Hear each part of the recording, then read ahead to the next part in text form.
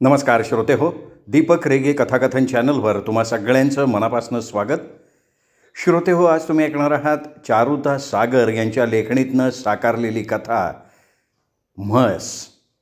पण तत्पूर्वी तुम्ही जर आत्ता चॅनलवर पहिल्यांदा आला असाल किंवा अजूनपर्यंत चॅनल सबस्क्राईब केलेलं नसेल तर एकच विनंती करतो की चॅनल सबस्क्राईब करा. ऐकूया चारुता सागर यांची कथा म्हस. दिवस बुडू लागला की कातळ नितळ दिसायला लागायचं. उन्हानं शेळपाटून भुईला पडलेली गवताची पाती शिरवाळात उठून दिसायची. माळ जित्त झालंय वाटायचं. डोंगराच्या सावल्या त्यावर पसरत जायच्या. बैलवाऱ्याची झुळूक लहरत जायची. यावेळी जनावरांना चरायला मोठा हुरूप यायचा. गावच्या दिशेनं त्यांनी केलेली तोंड मान वर होत नसे. गवताचे देठ तटातट तुटत. घडीभरात त्यांची पोटं तुडुंब भरत मग ती आपोआप घराच्या ओढीनं चालू लागत. काशीच्या 2 म्हशी 4 गायरं. एक म्हस घरची, दुसरी अर्धलीनं नाना काकाची घेतलेली. 2 येतं खायची, तिसऱ्या येताला परत करायची, याची त्याला. काशीने तिचं नावसुद्धा ठेवलं होतं. सोने सोने म्हणून तिनं हाक मारली की ती म्हस तिच्याकडं बघायची. पारे म्हणायचा अवकाश घरच्या म्हशीनं कांटा उकारलंच असा तिचा लळा असायचा. माझी आपली एक म्हस असायची. तिच्या संग एक रेडी. कासेचे रेडकू आई सोडायची नाही. ते सुटेल तेव्हा कासेला ढुसणं द्यायचं. दिवसभर खुट्ट्याला ते हैदूस घालायचं. म्हशीला मी भागी म्हणायची. भागी बांध्यानं लहान. तिच्या मागल्या घुटण्यावर पाय देऊन मी पाठीवर चढून बसायची. रेडी उधळायची. तिच्याकडं बघत आई म्हणायची, निर्नात सुटत चालली या, फळली 1 महिनाभरात, मग म्हस काढून टाकू. तिचा आपला विचार असायचा. वाटणं जाताना काशीची त्रेधा उडायची. गायरं आणि म्हसराचा मेळच जमायचा नाही. म्हसरं मागं तर गायरं पुढं. गायरांची चाल घोड्याच्या टापानं तर म्हसरांची हत्तीच्या पाऊंडानं. एकदा गणूमाळ्याच्या म्हशी नदीतनं चालल्या होत्या. वरनं पाण्याचा लोंढा आला. हाल्या हाल्या हाल्या म्हणून गणूमाळ्याची आतडी तुटली. म्हशी शेवटी व्हवटी लागल्या. त्यांनी आपला पाऊंड काय बदलला नाही. वाहून गेल्यानं व जाऊ दे एवढंच काठावर उभा राहून गणूमाळी उद्गारला. मी आपली लहान पण परकर पोलकं टाकून रस्त्यानं पळण्या इतकी नव्हं. आंघोळीला बसताना पाणी न्हाताना तरी आई म्हणायची, अगं फेड तो परकर. झंपर नसला तरी काही वाटायचं नाही. पोरांच्या गत छाती सप्पाई असायची. मी बिन झंपराची घरात वावरायची बी. पण नागडं होताना कसंसं वाटायचं. नाही तो त्यागार आईचा हिशेब. थोड्याशा पाण्यात माझं सगळं अंग भिजावं. तिच्या पुढ्यात मी अंगाचा मुटका करून बसे. गोठ्यात म्हशीचं दावं खुट्टा एक होता. तिला कोणी फिरवायलाच नसायचं. आई घरच्या घरी होईल तेवढी उसाभर करायची. वैरण घालायची, पाणी पालायची, गोठा 2दा झाडून काढायची, मुठभर भरडा पुढं ठेवायची. म्हशीच्या अंगावर खरं रया नसायची. बांधून बांधून तिच्या ढोपरांना घट्ट पडलं होतं. पायाच्या नख्या वाढल्या होत्या. एक दिवस आईला कशी बुध सुचली कुणास ठाऊक. अगं कार्टे. माझ्या पाठीवर 2 मेली होती म्हणून ती मला कार्टे म्हणायची. अगं कार्टे, दिवसभर लोकांची दारं पुसती या, त्यापेक्षा ही म्हस घेऊन का नाही जात? पसा भरतो जास्त तर देईन. गोदा काकीची शेळी आणि आमची म्हस तेवढंच दूध द्यायची. आईनं बाबांच्या पाठीमागं सारखा लकडा लावून म्हस घेतली होती. त्यासाठी तिनं आपल्या अंगावरचे जिन्नस काढून दिले होते. गावच्या गुजराकडं गहाणवट टाकून बाबांनी पैसे आणले होते. नडी अडचणीत सापडले लोक असे पैसे आणायचे. गुजराकडे किती पैसे असतील आम्हाला कोडं वाटायचं. घराच्या पाठीमागं रामोशाच्या 10-12 वाजत्या. आई म्हणाली, रामोसवाड्यात जा आणि पुतळाच्या काशीला घेऊन ये. काळी सावळी आणि नन्हाटीसारखी उंच वाढलेली काशी, अंगावर धनवडी लुगडं, फिरत्या चाट्याकडनं घेतलेलं, पांढऱ्या खळीची चोळी, हातात पिवळा धमक लाखी चुडा, तिच्या आजीनं पंढरपूरसनं आणलेला. मला दारात बघून काशीची आई चमकली, बाहेर आली. ताई साहेब तुम्ही का व आला होता? आईने काशीला बोलावलंय. कशाला जी? आता मला तरी काय ठाव, आणजा म्हणली बोलवून. जागा ये काशी, ये जा बघून काय म्हणतात. काशीला पुढं घालून आणली. आई पुढं उभी केली. तिच्याकडं बघत आई म्हणाली, काशे ही बघ आमची कार्टी, हिला तुझ्या संग मसरं राखायला नेत जा. ती बघ दिवसभर बांधून बांधून हातडं कातडं एक झालंय. घटकाभर फिरून आली तर ऐकायची नाही ती. काशीनं माझ्यावरची नजर म्हशीवर टाकली. तिला म्हशीचा कळवळा आल्याचं तिच्या चेहऱ्यावर दिसलं. आईनं आत जाऊन एक भाकरी त्यावर हिरवी चटणी घालून आणली. काशीने पदर पुढे केला. आईनं त्यात टाकली. जा खा जा आणि उद्यापासनं हिला हाका मारा. वयजी मारते जी. पहिले 4 दिवस काशी मला बोलवाय आली. दिवस चिंचेच्या शेंड्यावर आला का तिची हाक यायची, ताई साहेब आवरलं का हो? पुन्हा तिला यावं लागलं नाही. मी भित्तीच्या सावलीला खुणा केल्या होत्या. ठरल्यासारखी तिची माझी नदीत गाठ पाडायची. धार ओलांडून म्हस पुढं जायचीच नाही. बैठ बैठ म्हणून मी पेकड दाबायची, उलट ती जास्तच ताठ व्हायची. काशीची माझी चुरस. कोणाच्या म्हशीची पाठ काळी कुळकुळीत होती. दगडाच्या चिपेनं आम्ही घासायचो घासायचो घासायचो. म्हस जशी हिंडू फिरू लागली तिच्या अंगावर कळा आली. चंबूभर दूध निघता निघता चरबी भरायला लागली. पानावलेलं थान पिळताना आईचा अंगठा भरून यायला लागला. कवड्या कवड्याचं दही मला वाटी भरून मिळायला लागलं. शिळी भाकरी दही मी आवडीनं खायची. लोण्याचा पांढरा सफेद गोळा आई चेंडवावगत झेलत झेलत ताकाच्या डेऱ्यातनं काढायची. माझं तोंड ओलं व्हायचं पण आई काही द्यायची नाही. कधीतरी हातावर नख ठेवायची. तेवढ्याच लोण्यानं जीभ उष्ट व्हायची. दुपारी ऊन चपचपायचं.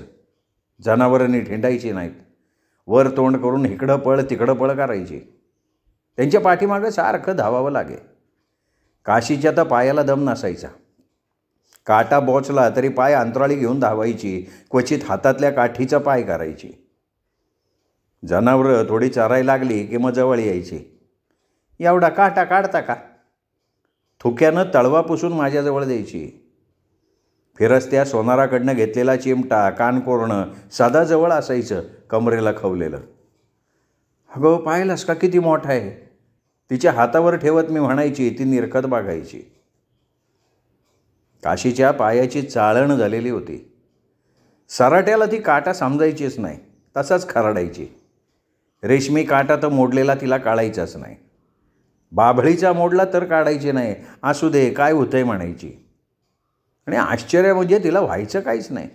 थोड्या वेळानं नीट चालायची. खैराचा काटा तेवढा काढायची. तो खेळ्यावाने काळजाला लागायचा. ऊन कलत कलत सायंकाळ व्हायची. गुरचरणीला लागायची.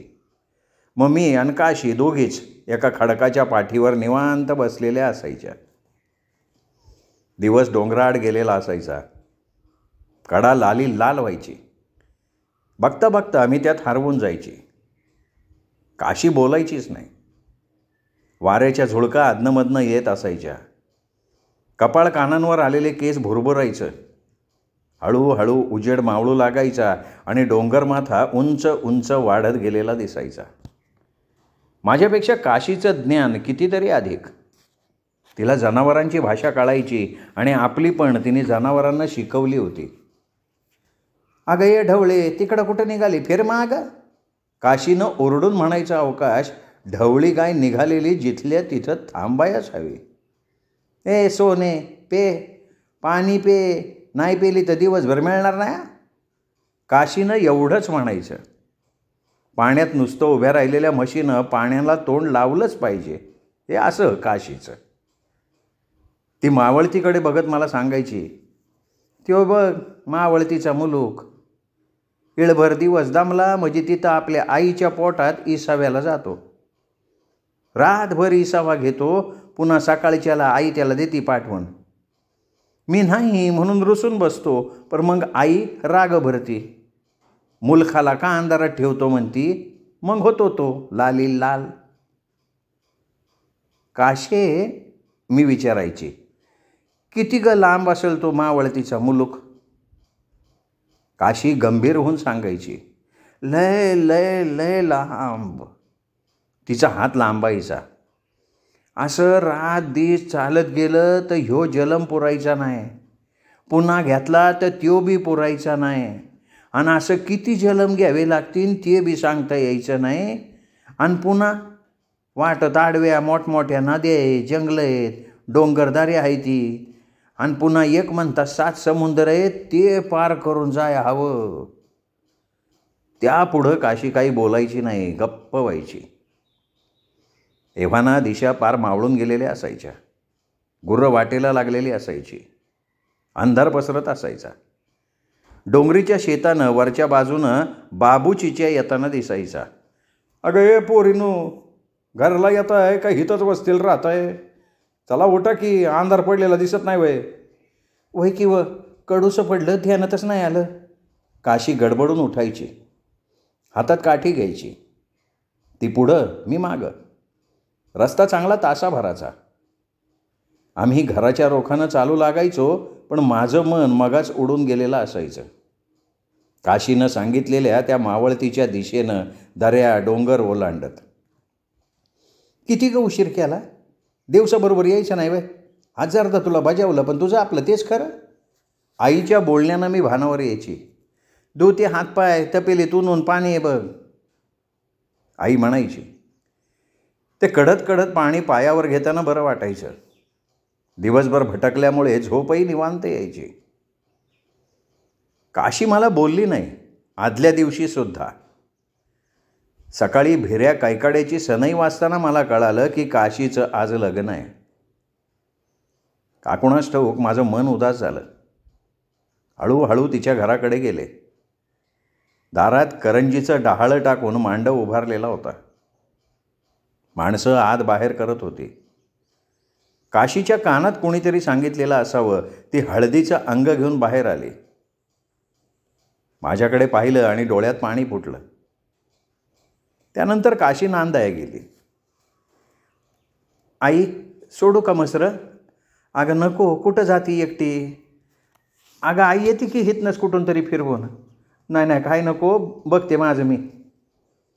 त्या दिवसापासनं परत म्हशीचा दाव खुटा एक झाला. मला पाहिलं की ती ओढ घेई, ओरडे. एकदा तर दावच तोडलं. आईनं अशी बदडली की तिचं ते ओरडणं मला ऐकवेना. आईच्या हातातनं मी काठी हिसकावून घेतली. पाठीवर कसले दरांडे उठले. आईलाच त्याचं वाईट वाटलं. द्वाडा, माझा हातच वाईट, आणि तो तरी कशाला उधळाय पाहिजे होतं ग? तिच्या पाठीवरनं हात फिरवत आई कळवळली. एक घडलं. त्यानंतर म्हशीनं ओढ घेणं, ओरडणं सोडून दिलं. टाकेल ती वैरण गप्प खायची आणि दाव्याला चुपचाप पडून असायची. गावात फर्ऱ्याचा रोग आला.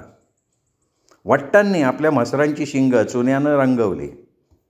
आईने पण कोळ्याच्या घरी मला पाठवलं, चुना आणला आणि शिंग रंगवली. पण व्हायचं ते झालं. म्हशीची लागण झाल्यावर 3ऱ्याच दिवशी तिने जीव सोडला. बाबांनी मारवाड्यात सांगावा धाडला. 3-4 महारं मिळून आली. बाबांच्या बरोबर बोलणं सुरू झालं. आईच्या कानावर ते पडलं असावं. ती बाहेर आली, बाबांवर कावली. अहो काय करताय? माझ्या दावणीची पोरासारखी ती. मी तिला घास मुटका घालून जगवली आणि तुम्ही तिला म्हाराच्या गाडग्यात घालताय वे? हे बघा, माझी म्हस मारायला द्यायची नाही. मग काय करायचं म्हणते तू? बाबा शांतपणे म्हणाले. तिला शेताच्या बांधाकडला पुरा. अहो आईसाहेब, 30-40चं कातडं होईन, तेवढं बुडवून काय करतासा? अरे माझ्या दावणीची लक्ष्मी गेली आणि तू तिच्या कातड्याचं मला सांगतोय रे? अहो पण आईसाहेब, आमच्या तोंडात का मारताय? अरे तुमच्या तोंडात पडू द्या 3 वाटाची माती. माझी म्हसच तुम्हासनी द्यायची नाही? आई रागवली. मला काशीची शिवी आठवली. जनावरं ऐकेनात किती शिवी हासडायची. ए गेंदानो, तुम्हाला घातलं महाराच्या गाडग्यात, तिकडं वर तोंड करून कुठं निघालायसा. या गाडग्याचा अर्थ मला आत्ता नीट उमगला. पुन्हा रोगाच्या भीतीनं बाबांनी उरलेली रेडी फुकून टाकली. ती केवढ्याला विकली हे आईने विचारलं सुद्धा नाही. दावण उघडी झाली तसा आईचा गळासुद्धा उघडा पडला. श्रोते हो, दीपक रेगे कथाकथन चॅनलवर तुम्ही ऐकत होतात चारुता सागर यांची कथा म्हस. ही कथा होती चारुता सागर यांच्याच नागिण या कथासंग्रहातली. ही कथा तुम्हाला कशी वाटली हे कमेंट करून कळवा. ही कथा मित्रपरिवारात, नातेवाईकात, सोशल मीडियावर शेअर करा. आणि हो, चॅनल सबस्क्राईब करायचं तुमच्याकडून राहिलं असेल किंवा तुमच्या मित्रपरिवाराकडून राहिलं असेल तर सगळ्यांना एकच विनंती करतो की आत्ता वरती जो माझा फोटो दिसतो या फोटोला क्लिक करा आणि चॅनल सबस्क्राईब करा. भेटत राहूयात दीपक रेगे कथाकथन चॅनलवर. दीपक रेगे कथाकथन चॅनल म्हणजे कथा आनंदाचा अत्युच्च ठेवा.